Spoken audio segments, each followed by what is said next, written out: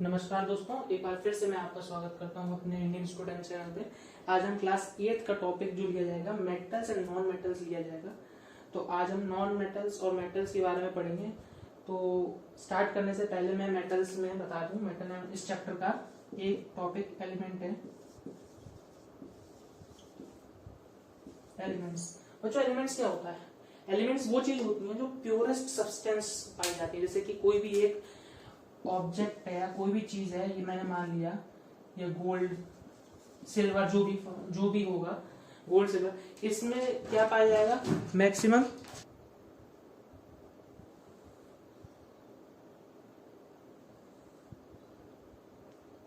ठीक है, जो उसका एक पार्ट होगा। जैसे मैंने बताया एलिमेंट्स में यहाँ पे कुछ भी छोटे छोटे एटम्स होंगे, वो किसके पाए जाएंगे?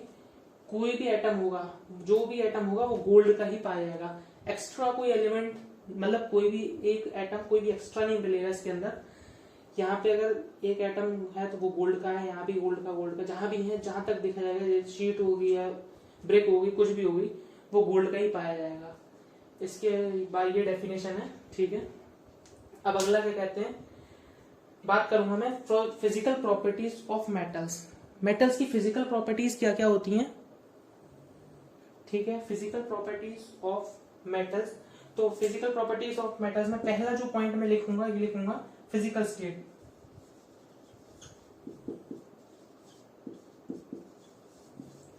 दोस्तों, ये फिजिकल स्टेट वो स्टेट होती है जो कि जितना भी मेटल होगा वो रूम टेम्परेचर पे सॉलिड के तरीके से परफॉर्म करेगा, सॉलिड ही रहेगा, वो फिजिकल स्टेट होती है। एक्सेप्शन मरकरी, मरकरी को छोड़कर हर एक मेटल रूम टेम्परेचर पे सॉलिड की तरह बिहेव करेगा, सॉलिड ही रहेगा, ठीक है।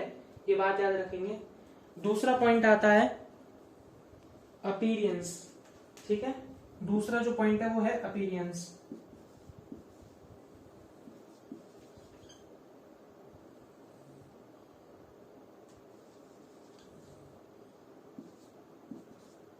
अपीरियंस में मैं बोलूंगा जो ज्यादातर मेटल्स होते हैं वो ब्राउनिश कलर के टाइप के होते हैं। ब्रॉन्ज एक तरीके से, मतलब ब्राउन मान लें, लेकिन कुछ मेटल्स जो होते हैं वो एक्सेप्शन में मतलब अलग टाइप के हो जाएंगे। जैसे कि मान लिया जाए गोल्ड, जो कि येलो कलर का होता है, गोल्ड हो गया। अपने अगला लिया जाएगा कॉपर, जो कि अपना समय के साथ कलर खो देता है, वो भी ब्राउन में चला जाता है, ठीक है।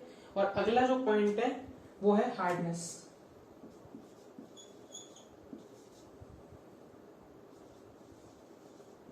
हार्डनेस, मेटल्स ज्यादातर की सॉलिड होते हैं तो मतलब हार्ड ही होते हैं, ये बात याद रखनी है। एक्सेप्शन जो क्या कहते हैं रहेगा इसमें, वो रहेगा Na, सोडियम और पोटेशियम, के से डिनोट होता है। ये बड़ी क्लास में आएगा, सिंबल के तरीके से मैंने बता दिया शॉर्ट में।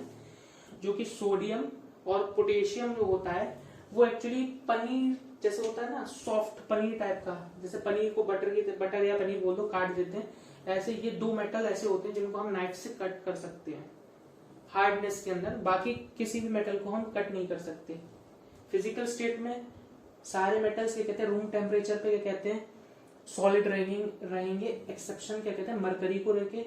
अपीयरेंस में मतलब कि ज्यादातर मेटल्स होंगे वो ब्राउन कलर के होंगे, और जो भी मेटल्स ब्राउन कलर के होंगे, गोल्ड हो गया और सिल्वर हो गया, इस टाइप के कहते हैं मेटल्स, थोड़ा अपना कलर है। और कॉपर जो होता है वो अपना टाइम टू टाइम कलर को लूज करता जाता है, समय जैसे बढ़ता जाएगा कॉपर काला पड़ता जाएगा, इस तरीके से जानते हैं।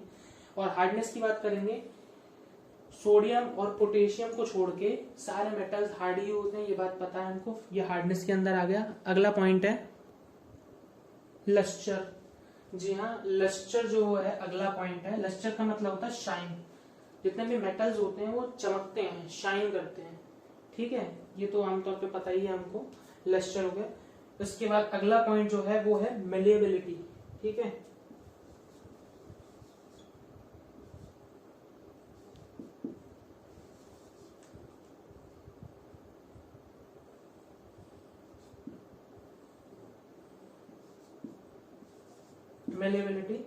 मेलेबिलिटी बच्चों वो होता है जो कि मेटल्स को हम पिघला करके शीट में बदल देते हैं। शीट मतलब पतली सी शीट के अंदर बदल देते हैं, वो होता है मेलेबिलिटी।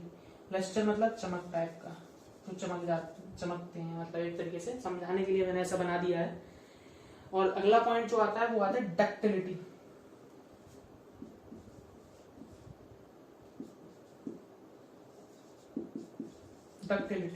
डक्टिलिटी मतलब जो मेटल होते हैं वो एक वायर की तरह कहते हैं बना देते हैं। जैसे कि वायर जो होता है, मतलब कि सुना होगा कि 1 ग्राम गोल्ड से 1 किलोमीटर लंबा वायर बनाया जा सकता है। ठीक है, जितने भी वायर्स होते हैं हमारे, एल्यूमिनियम के वायर होते हैं, कॉपर के जो हमारे घर में यूज होता है वो कॉपर के वायर यूज होते हैं, जो सड़कों पे बड़ी बड़ी हाई टेंशन वायर्स जो आती हैं वो एल्यूमिनियम की होती है। ये होता क्या है, ये सब मेटल्स ही तो होते हैं। ठीक है, देन अगला जो लास्ट पॉइंट आता है वो आता है सोनोरस, सोनरिटी। सोनरिटी बोलेंगे, सोनोरस। सोनरिटी वो होता है जैसे कि साउंड, जैसे सोनोरस साउंड जब बोलते हैं कि मेटल्स के अंदर साउंड कैसा था है, जैसे एक बार टन देर तक जो आवाज आती है, वो जैसे हम घंटा बजाते हैं मंदिर में, टन, जो ये पीछे की जो आवाज आ रही है बाहर, मतलब देर तक जो जाती है, वो सोनरिटी होती है। इस साउंड को हम सोनरिटी बोलते हैं। ठीक है, अगला पॉइंट है हमारा कंडक्टिविटी। कंडक्टिविटी के बारे में बताएंगे। कंडक्टिविटी वो होता है जो कि हमने अभी बताया था, वायर में क्या कहते हैं हम चेंज कर सकते हैं। कंडक्टिविटी एक्चुअली हीट और इलेक्ट्रिसिटी को जो ट्रांसफर करा दे, जैसे मेटल बोलते हैं good conductor of heat and good conductor of electricity.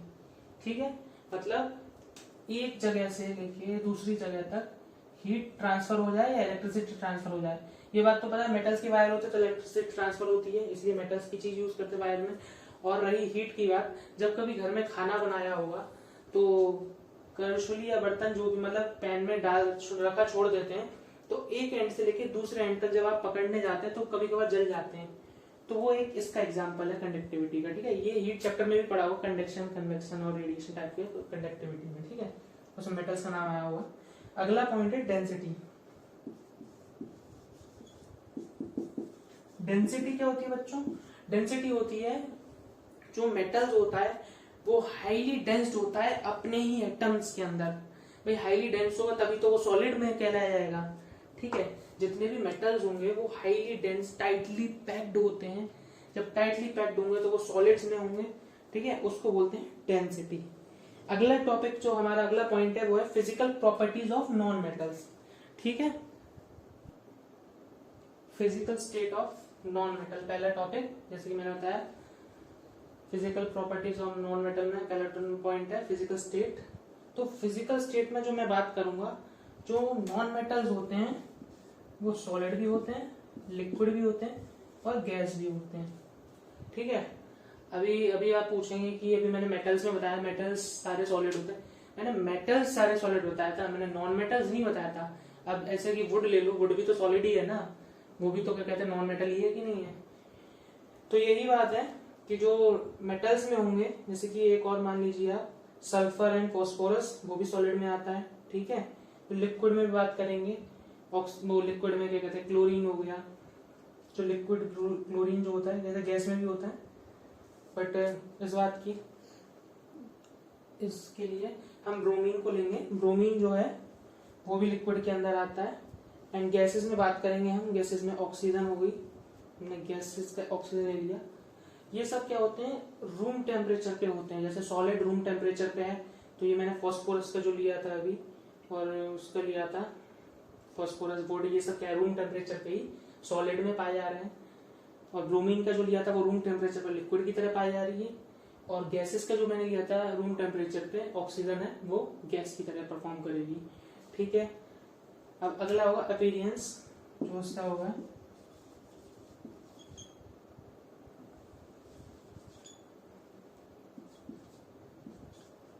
Appearance में लिया जाएगा नॉन मेटल जो जनरली होते हैं वो नॉन लस्टर होते हैं, मतलब बिना चमक वाले होते हैं।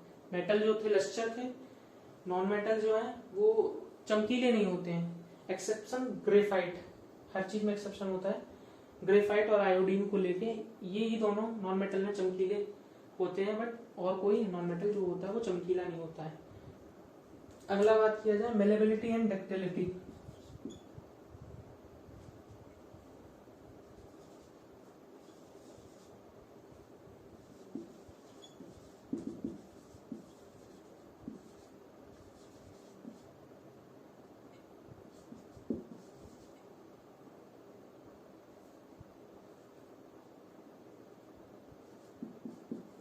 डक्टिलिटी, ठीक है, मेलेबिलिटी एंड डक्टिलिटी की बात किया जाए, नॉन मेटल्स के अंदर नहीं होती, ना तो उससे कोई शीट्स बनाई जा सकती हैं, ना ही कोई वायर बनाया जा सकता है, ठीक है।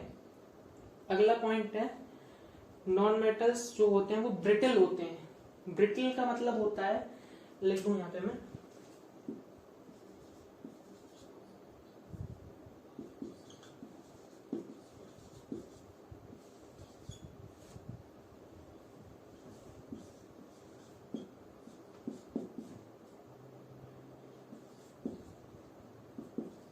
नॉन मेटल्स जो होते हैं वो ब्रिटल होते हैं।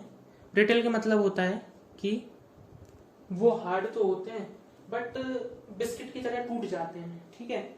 एग्जाम्पल ये दिया जाए जैसे कि चूना पत्थर टाइप का, कार्बन टाइप का होता है कि उनको तोड़ा जाता है तो बिस्किट की तरह टूट जाते हैं, उसको ब्रिटल कहा जाता है। अगला जो टॉपिक है, वो पॉइंट है, वो है सोनरिटी एंड कंडक्टिविटी। सोनरिटी एंड कंडक्टिविटी, तो मैंने जैसे बताया नॉन मेटल्स के अंदर सोनरिटी साउंड नहीं होता है, जैसे मैंने मेटल्स में बताया था टन जो रिंगिंग साउंड है वो नॉन मेटल्स के अंदर नहीं होता है। एंड कंडक्टिविटी रही, मैंने बताया बैड कंडक्टर ऑफ हीट होते हैं एंड इलेक्ट्रिसिटी, ठीक है, प्लास्टिक हो गया, वुड हो गया, ये सब क्या बैड कंडक्टर ऑफ हीट भी है और इलेक्ट्रिसिटी भी है। इतनी सी बात समझ आ गई। अगला पॉइंट है केमिकल प्रॉपर्टीज ऑफ मेटल। थोड़ा लेट हो रहा है, जल्दी खत्म करते हैं हम इसको। जो केमिकल प्रॉपर्टीज ऑफ मेटल के अंदर है, मेटल्स पे केमिकल प्रॉपर्टी मतलब मेटल्स ऑक्सीजन के साथ रिएक्ट करेगा, मतलब केमिकल्स के साथ रिएक्शन करेगा। तो यहाँ पे पहले मैं लिखूं metals, metals react with oxygen, O2 ले लेता हूँ सीधे, जल्दी लिखते हैं। तो ये क्या बताता है, मेटल ऑक्साइड बनाता है,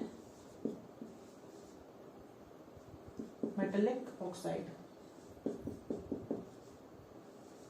मेटेलिक ऑक्साइड बनाएगा।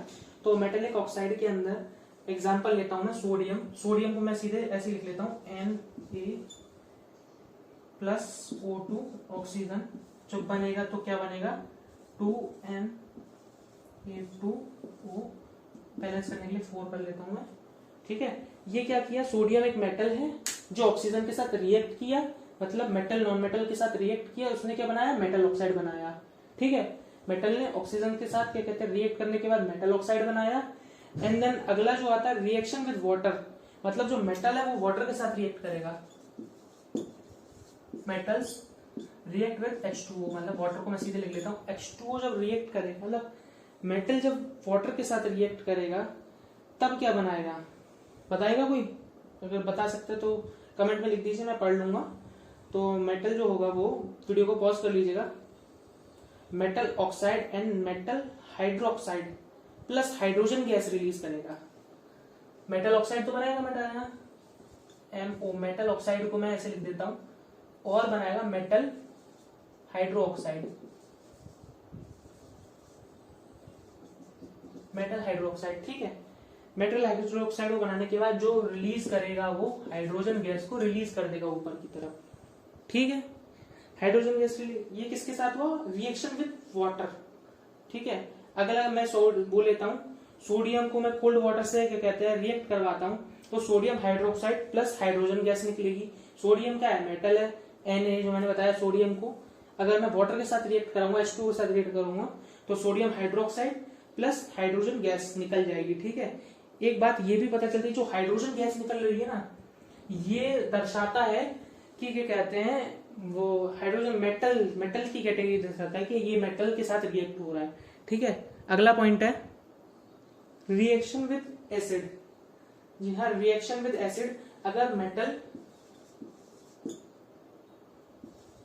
मेटल जो होंगे वो एसिड के साथ रिएक्ट करेंगे तो क्या बनाएंगे, कोई बता सकता है? जी हाँ, metal salt and hydrogen gas.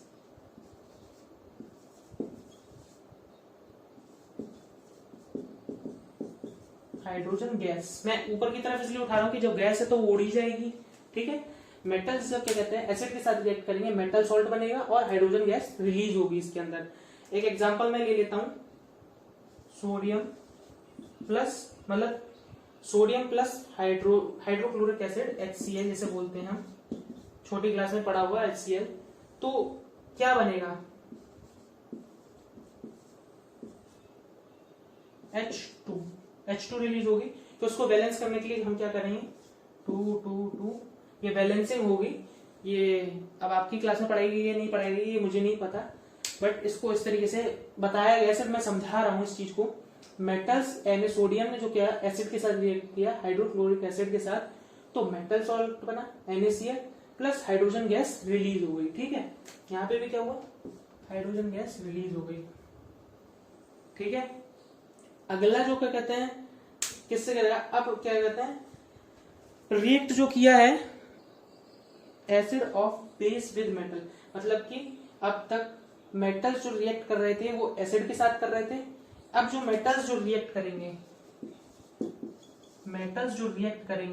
वो बेस के साथ करेंगे, बेस के साथ रिएक्ट करेंगे, तो क्या बनाएंगे वो, कोई बता सकता है। मेटल्स जो क्या कहते हैं बेस के साथ रिएक्ट करेंगे, हाँ कॉम्प्लेक्स कंपोनेंट, और क्या बनाएंगे हाइड्रोजन गैस रिलीज करेंगे, कॉम्प्लेक्स कंपोनेंट और हाइड्रोजन गैस रिलीज करेंगे, ठीक है। ये बात याद रखेंगे। एग्जाम्पल में ले लेता हूं, यहां पे जल्दी लिख देता हूं, Zn+2NaOH, ये जो NaOH है इसकी वजह से हमको पता चलता है कि ये बेस है, ठीक है। HCl जो था यहाँ पे हाइड्रोक्लोरिक एसिड H+ आयन ये रिलीज करेगा, यहाँ पे H की वजह से ये OH- आयन रिलीज करेगा बेस की वजह से, ठीक है। तो क्या बनेगा ZnO2+H2 जो कि उड़ गई, ठीक है। ये बात याद रखेंगे। ये क्या हुआ एसिड ने रिएक्ट किया बेस के साथ, बट कुछ मेटल्स होते हैं जो क्या कहते हैं रिएक्ट नहीं करते, जैसे लेड हो गया, एल्यूमिनियम हो गया, जिंक हो गया, ये मेटल्स जो एक्सेप्शन में रिएक्ट नहीं करते बेस के साथ। अगला पॉइंट है जी हाँ chemical properties of non metals, chemical properties of non metals. तो जो नॉन मेटल्स होंगे उनकी केमिकल प्रॉपर्टीज होगी, नॉन मेटल्स जो ऑक्सीजन के साथ रिएक्ट करेंगे तो वो क्या बनाएंगे नॉन मेटल ऑक्साइड, मैंने पूरा स्पेलिंग नहीं लिखी है या नॉन मेट लिख दिया है यहाँ पे, नॉन मेटल ऑक्साइड मिलके बनाएंगे, ठीक है। एग्जाम्पल में लेता हूं carbon plus oxygen, carbon plus oxygen मिलके क्या बनाएगा CO2, ठीक है। ये क्या है नॉन मेटल ऑक्साइड है, ठीक है। अब अगला क्या है व्हाइट फास्फोरस, और मैं ऑक्सीजन के साथ वो करवाऊंगा रिएक्ट करवाऊंगा, तो व्हाइट फास्फोरस का मैं ऑक्सीजन के साथ रिएक्ट करवाऊंगा,